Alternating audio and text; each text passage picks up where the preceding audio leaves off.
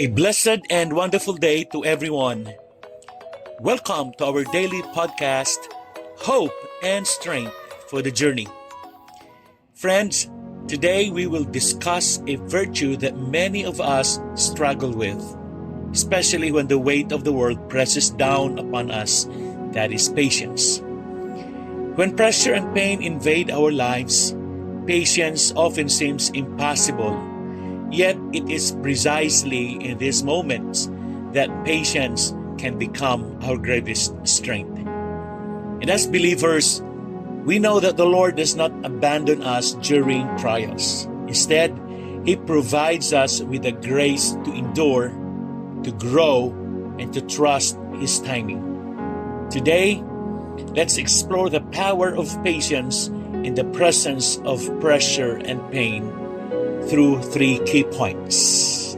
Number one, perseverance in the process. Kapag ang buhay ay nagbibigay ng mga pagsubok sa atin, madalas ang una nating reaksyon ay hanapin ang kaginhawaan, tumakas o sumuko. Ngunit palaging ipinapaalala sa atin ng Biblia na ang pagtitiyaga ay nagbubunga ng mabuting pagkatao. Ano po yung perseverance in the process? Una, pressure has a purpose. Tulad ng isang diamante na nabubuo sa matinding presyon, ang ating pananampalataya ay pinipino at pinapalakas sa pugon ng mga pagsubok. Ang sabi na ng James chapter 1 verses 3 to 4 encourages us, because you know that the testing of your faith produces perseverance. And let perseverance finish its work so that you may be mature and complete, not lacking anything. Ang pangalawa, patience is a process. Ang pagtitiis ay hindi dumarating agad. Ito'y hinuhubog sa mga sandaling tinitiis natin ang mga kahirapan nang hindi pinanghihinaan ng loob. The longer we endure, the deeper our roots grow in Christ. Just as the farmer waits for the seed to sprout, we must trust God's timing, allowing Him to work in us through seasons of waiting. Amen. Number two, prayer in the pain. Patience in pain requires prayerful dependence on God. Sa ating mga paghihirap, ang tukso ay pagdudahan ang presensya ng Diyos. Ngunit ang panalangin ang nagiging ating lifeline, ang direktang koneksyon natin sa Kanya na nagdadala sa atin sa kabila ng lahat. Una, pain drives us to prayer. Nang si Pablo ay nakiusap sa Panginoon na alisin ang tinik sa kanyang laman, ang tugon ng Diyos ay, "My grace is sufficient for you, for my power is made perfect in weakness." Instead of removing Paul's pain, God gave him the strength to endure it. Gayon din, sa mga sandali ng ating kahinaan, ang panalangin ay nagbibigay daan sa atin na humugot ng lakas mula sa Diyos. Amen. Pangalawa, persistent prayer produces patience. Jesus taught us to pray persistently, to keep knocking on heaven's door.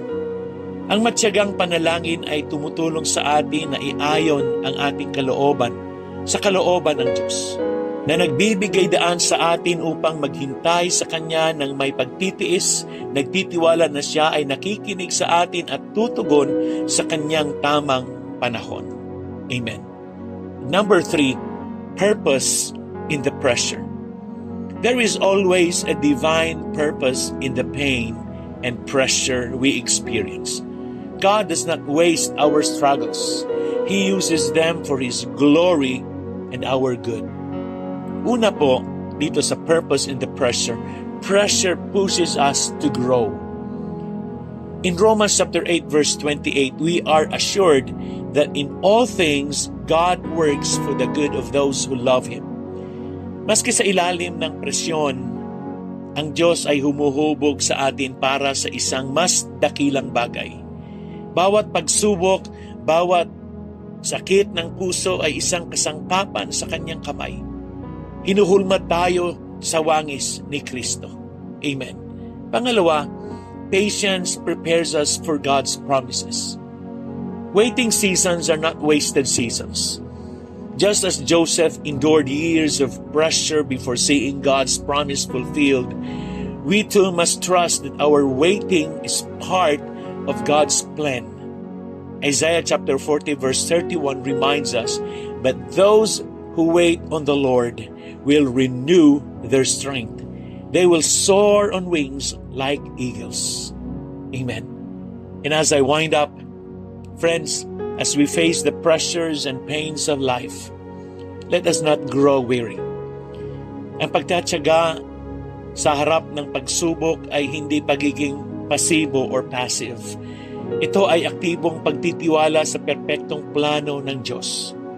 Tayo ay nagpapatuloy sa proseso, nananalangin sa gitna ng sakit at nagtitiwala na mayroong banal na layunin sa ating mga pinagdadaanan.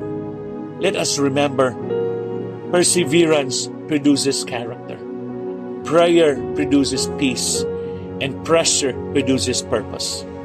As we stand firm, trusting God through every trial, we will emerge stronger, refined, and more like Christ.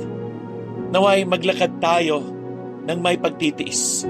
Kahit na ang presyon at sakit ay tila hindi na kayang tiisin, na alam natin ang ating Diyos ay kasama natin. Pinapalakas tayo para sa Kanyang kalwalhatian. Amen. Tayo po ay manalangin. Heavenly Father, we thank you for your presence in every season of life. Teach us to be patient when we face pressure and pain, knowing that you are at work even in our waiting. Give us the strength to persevere, the wisdom to pray, and the trust to believe in your purpose. In Jesus' name, amen and amen. Again, good day and have a joyful day ahead of you. God bless you and your family. See you again tomorrow.